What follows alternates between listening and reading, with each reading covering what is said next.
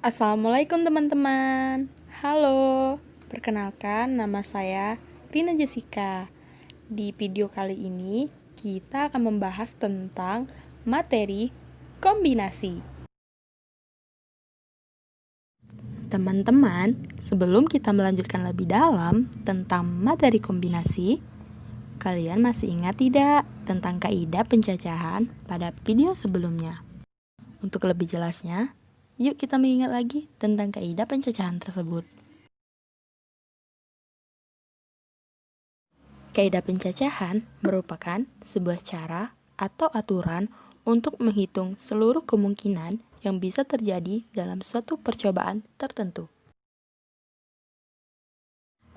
Dalam kaidah pencacahan, ada aturan pengisian tempat, aturan penjumlahan, aturan perkalian, dan notasi faktorial yang telah kita bahas dalam video sebelumnya. Saya yakin teman-teman pasti sudah mengingatnya kan? Setelah kita mengingat tentang kaidah pencacahan tadi, mari kita bahas yuk tentang kombinasi. Sebelumnya, ada yang tahu apa sih itu kombinasi?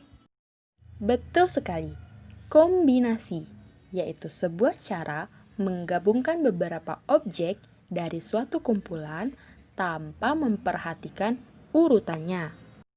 Sekarang, kalian udah tahu belum perbedaan tentang permutasi dan kombinasi?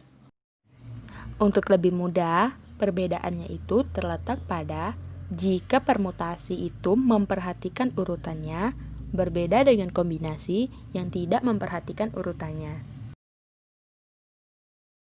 Gimana teman-teman? Kalian udah pada paham kan tentang pengertian dari kombinasi itu sendiri, serta perbedaan antara permutasi dan kombinasi? Jika sudah, mari kita bahas yang selanjutnya yuk, yaitu tentang rumus kombinasi. Kombinasi NR sama dengan N faktorial dibagi R faktorial dalam kurung N dikurang R faktorial, di mana C merupakan kombinasi, N jumlah banyaknya objek yang bisa dipilih, dan R jumlah banyaknya objek yang harus dipilih.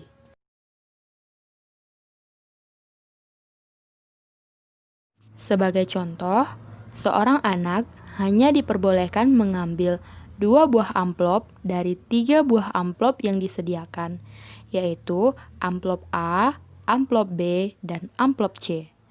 Tentukan ada berapa banyak kombinasi untuk mengambil 2 buah amplop dari 3 buah amplop yang disediakan. Nah, teman-teman, ingat lagi, seorang anak hanya boleh mengambil 2 amplop dari 3 amplop yang telah disediakan, yaitu amplop A, amplop B, dan amplop C. Maka diketahui bahwa N sama dengan 3 dan R sama dengan 2. Selanjutnya, kita masukkan ke dalam rumus yang telah kita bahas sebelumnya, yaitu kombinasi 3, 2 sama dengan 3 faktorial dibagi dengan 2 faktorial dalam kurung 3 dikurang 2 tutup kurung faktorial sama dengan 3 dikali 2 faktorial per 2 faktorial dalam kurung 1 faktorial. Jadi hasilnya adalah 3 kombinasi.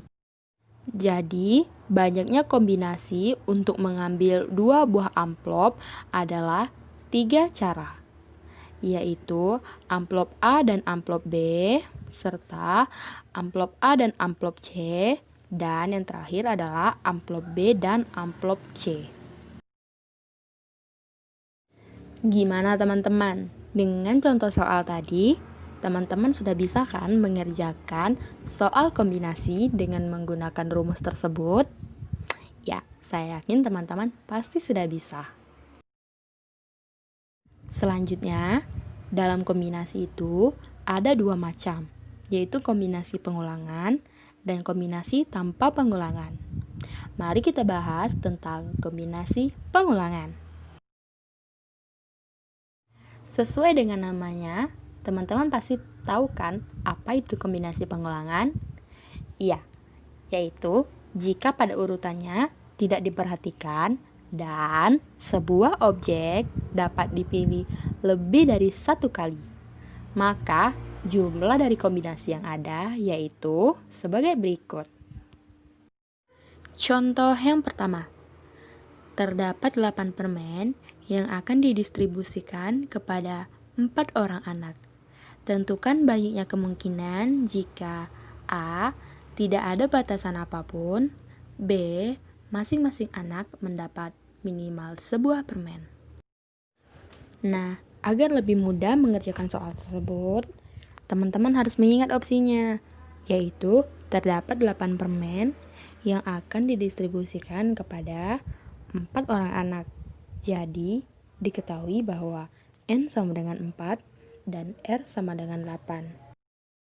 Jika kita telah mengetahui nilai dari N dan R dari soal tersebut, kita masukkan ke dalam rumus kombinasi pengulangan yang ada di sini. Jadi hasilnya adalah buka kurung 4 ditambah 8 dikurang 1 tutup kurung faktorial per 8 faktorial buka kurung 4 dikurang 1 tutup kurung faktorial sama dengan 11 faktorial per 8 faktorial dikali 3 faktorial dan dijabarkan sebagai berikut. Jadi banyaknya cara yaitu 165 cara. Nah, teman-teman, untuk opsi soal yang kedua, kita anggap saja setiap anak masing-masing mendapat 1 buah permen.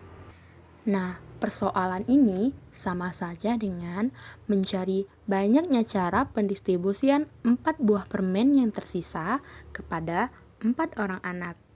Dengan begitu, pasti teman-teman sudah tahu kan berapa R dan berapa N dari opsi soal tersebut. Iya, benar sekali. R-nya sama dengan 4 dan N sama dengan 4.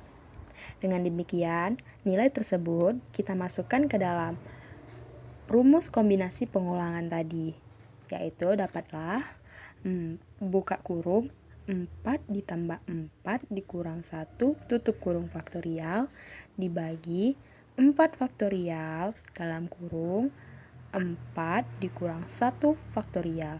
Jadi hasilnya yaitu 7 faktorial per 4 faktorial dikali 3 faktorial. Nah, jika dijabarkan, maka hasil yang didapatkan adalah sebagai berikut. Jadi, banyaknya cara yaitu 35 cara. Nah, selanjutnya kita akan membahas tentang kombinasi tanpa pengulangan. Yaitu ketika urutan tidak diperhatikan, akan tetapi setiap objek yang ada hanya bisa dipilih sekali, maka jumlah kombinasi yang ada adalah sebagai berikut. Nah, untuk lebih mengerti, kita langsung saja masuk ke contoh soal.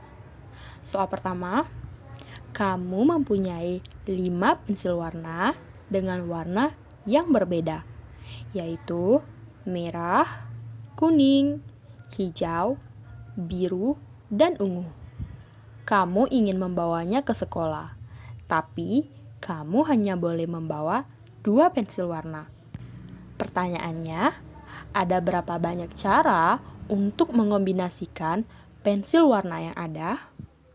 Yang perlu diingat di sini yaitu kamu mempunyai 5 pensil warna dengan warna yang berbeda, yaitu kuning, merah, hijau, biru, dan ungu.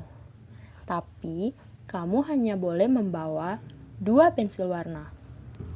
Ayo, bagaimana teman-teman? Sudah terbayang belum oleh kalian bagaimana mau menyelesaikan soal tersebut? Ya, benar sekali. Mari kita bahas sama-sama yuk. Jadi, kita ketahui bahwa N sama dengan 5 dan R sama dengan 2. Kita masukkan ke dalam rumus kombinasi tanpa pengulangan tersebut, didapatkanlah 5 faktorial dibagi dalam kurung 5 dikurang 2 tutup kurung faktorial dikali 2 faktorial sama dengan 10 kombinasi.